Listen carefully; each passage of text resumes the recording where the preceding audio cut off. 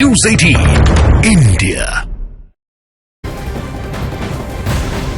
अब बड़ी खबर आपको बता दें, संदेशखाली पर बीजेपी ने डॉक्यूमेंट्री रिलीज कर दी है। जो हम आप बता रहे थे आपको कि क्या कुछ घटा है अभी तक, क्या कुछ देखा गया है वहां पर संदेशखाली में, और उसको लेकर ये डॉक्यूमेंट्री बीजेपी की तरफ से बनाई गई है, जिसको 9 बजे जैसा कि हम आपको बता रहे थे रिलीज कर दी जाएगी डॉक्यूमेंट्री। क्या कुछ अभी तक घटा है संदेशखाली में, जो बीजेपी लगातार आरोप लगा रही है, पीड़ित परिवार जो है क्या कुछ उन पर गुजरा है, महिलाओं पर क्या कुछ गुजरा है, वो डर का माहौल, वो आंसू जो हम आपको दिखा रहे हैं। हमारी सहयोगी आशिका भी गई थी संदेशखाली, उनसे जो महिलाओं ने अपनी आप बीती सुनाई, उसको लेकर ये डॉक्यूमेंट्री बनी है बीजेपी की तरफ से और अब ये रिलीज कर दी गई। आशिका, ये डॉक्यूमेंट्री रिलीज कर दी गई है।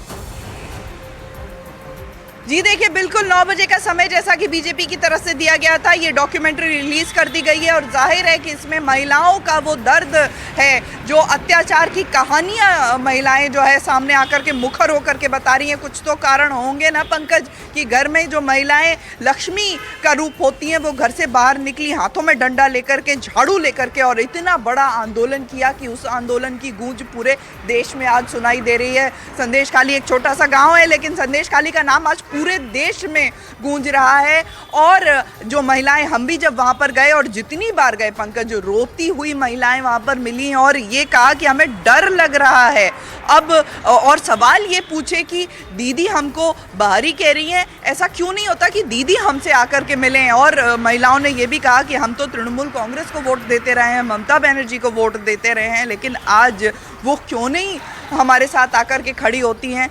तो संदेशखाली की जो अत्याचार की कहानी है, उसे लेकर के ये एक डॉक्यूमेंट्री जो बीजेपी की तरफ से जारी की गई है सोशल मीडिया पर, जाहिर है बिल्कुल आशिका, अब देखना होगा कि ममता बनर्जी किस तरह से इस डॉक्यूमेंट्री पर रिएक्ट करती हैं, क्योंकि एक महिला है और जो जब आप महिलाओं से बात कर रही थी संदेशखाली की, तो उनका कहना था मां मिट्टी मानुष की बात करती है ममता बनर्जी, खुद महिला है, हमसे आकर मिल क्यों नहीं रही है। बावजूद इतना कुछ घटने के बाद भी वो दीदी दीदी करके एड्रेस कर रही थी ममता बनर्जी को। तो अब जाहिर बात है, अब ये जो डॉक्यूमेंट्री रिलीज हो गई है, अब कुछ ना कुछ उनकी तरफ से रिएक्शन जरूर आएगा।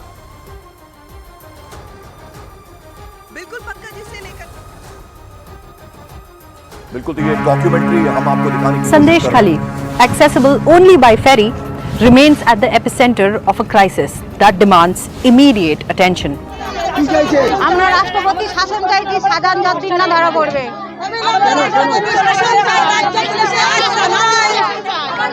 Haunting story.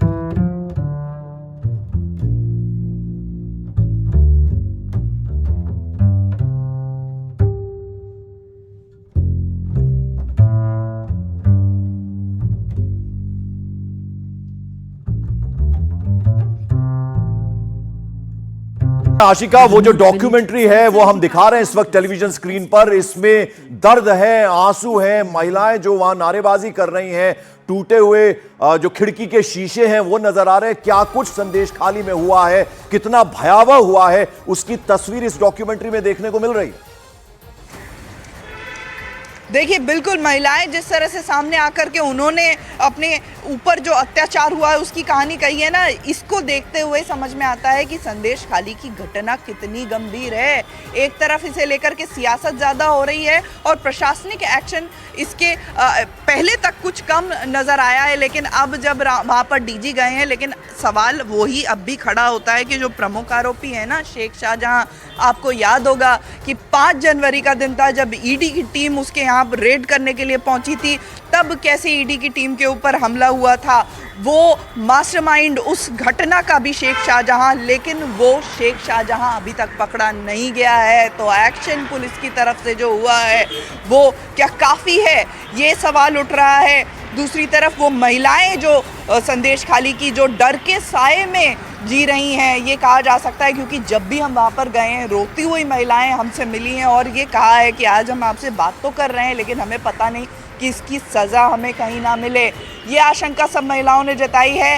तो संदेश खाली की जो महिलाएं हैं, अब देखिए वहाँ पर 2 टीमें जब जो गई, एक एनसीडब्ल्यू की टीम गई, एससी कमीशन की टीम गई, दोनों ने ये रिकमेंडेशन दी कि राष्ट्रपति शासन लगना चाहिए। राज्यपाल जब वहाँ पर गए थे, आपको याद होगी वो तस्वीरें, उनके पैर पर महिलाएं गिर कर के रो रही थी। तो क्या हालत है संदेश खाली की, ये तस्वीरें जो लगातार हम दिखा रहे हैं न्यूज़ 18 इंडिया पर करीब 2 हफ्ते से, पंकज, वो बयां करती हैं कि संदेश खाली का सच आखिर है क्या। आशिका, जो सवाल मैंने आपसे पूछा था, बीच में हमें डॉक्यूमेंट्री दिखानी पड़ गई थी, ममता बनर्जी अब जरूर रिएक्ट करेंगी, क्योंकि आपसे बातचीत जब महिलाएं कर रही थी रोते हुए, उनके आंसू हम देख रहे थे, वो ये कह रही थी कि महिला हैं, क्यों नहीं आई हैं, दीदी दीदी करके एड्रेस कर रही थी। साथ ही साथ वो ये भी बोल रही थी कि मां मिट्टी मानुष की बात करती है ममता बनर्जी।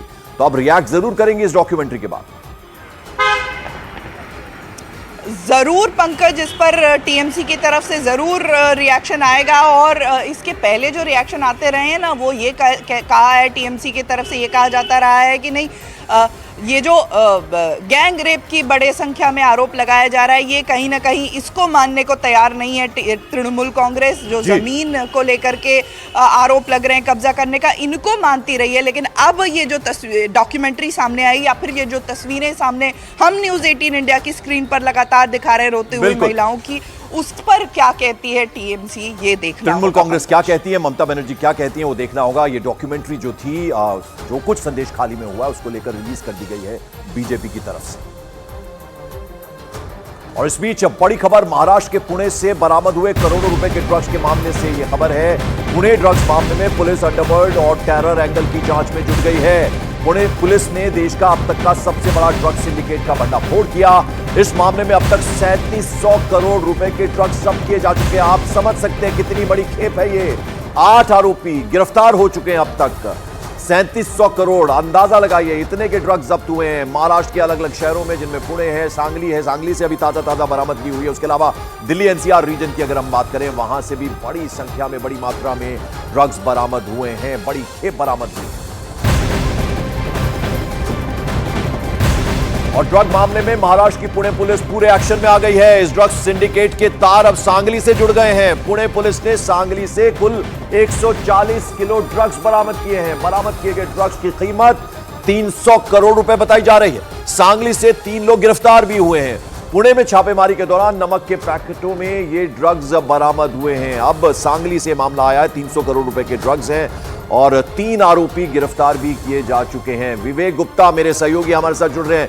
विवेक, बड़ी खबर है, अब पुणे दिल्ली एनसीआर रीजन के बाद अब सांगली एक और शहर जहां से 300 करोड़ रुपए के ड्रग्स बरामद किए गए।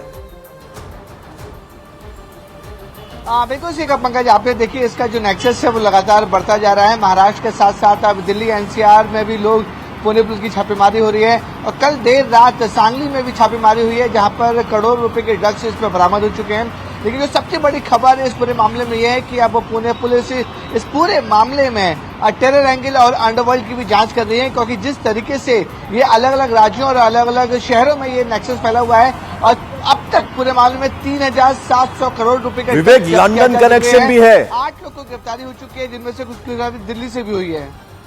विवेक, लंदन कनेक्शन भी है। जांच कर रही है कि बिल्कुल सही कहा पंकज, आपने देखिए इसमें लंदन कनेक्शन भी है। जो मेन आरोपी है वो लंदन में बैठा हुआ है।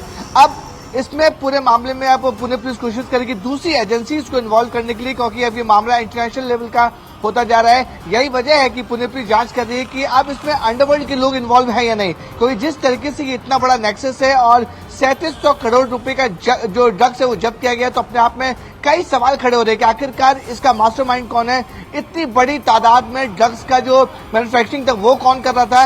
इतनी बड़ी तादाद में ड्रग्स महाराष्ट्र और दिल्ली के अलावा क्या विदेशों में जाने वाले थे। ये सारे एंगल में अब पुणे पुलिस जांच कर रही है और पुणे पुलिस का दावा है कि आज भी कुछ अहम जगह पर, ठिकानों पर छापेमारी चल रही है और इस पूरे मामले में और भी गिरफ्तारियां संभव हैं। बिल्कुल, तो छापेमारी रुकी नहीं है, अभी और शहरों में भी छापेमारी चल सकती है। और ये कितना बड़ा ड्रग कनेक्शन है आप समझ सकते हैं। महाराष्ट्र के 2 शहर, उसके अलावा दिल्ली एनसीआर रीजन, क्या कुछ और शहरों तक भी ये फैला हुआ है। उसके अलावा इंटरनेशनल कनेक्शन जो है, लंदन कनेक्शन भी सामने आया है। इस पूरे मामले में पुणे पुलिस ने अलग अलग ठिकानों से 717 किलो और दिल्ली से 960 किलो ड्रग्स बरामद किए। साथ ही साथ पुणे पुलिस ने सांगली शहर में, जैसा हमने आपको बताया, 140 किलो एमडी ड्रग्स जब्त की हैं और अब तक पुणे से 3, दिल्ली से 5 आरोपी गिरफ्तार किए जा चुके हैं। और पुलिस का दावा तो यह भी है कि इस गिरोह ने न सिर्फ महाराष्ट्र और दिल्ली बल्कि लंदन तक ड्रग पहुंचाए हैं। आशंका यह भी जताई गई है कि इस गिरोह के तार और भी कई शहरों से जुड़े हो सकते हैं। इसलिए ड्रग्स के इस काले कारोबार की तह तक जाने के लिए पुणे पुलिस की कुल 15 टीमें अब लगा दी गई हैं। यानी 15 टीमें अलग अलग शहरों में इस वक्त पता लगाने की कोशिश कर रही है कि इसके तार कहां कहां तक, किन किन शहरों तक फैले हुए हैं। एमडी ड्रग्स के साथ में एक गिरोह को पकड़ा था। उसके इन्वेस्टिगेशन में आज हम कुपवाड़ में आए थे। मिली माहिती के मुताबिक हमने यहाँ पे स्वामी माला में एक गोडाउन पे स्थानिक पुलिस के मदद से छापा कार्रवाई किया। वो छापा कार्रवाई में हमको 140 किलो के करीब एमडी ड्रग्स बरामद हुआ है। उसकी अंतर्राष्ट्रीय मार्केट में कीमत 280 करोड़ से 300 करोड़ तक है। इसके इन्वेस्टिगेशन में हमने 3 आरोपियों को ताबे में लिया है और उनके पास इंक्वायरी चालू है।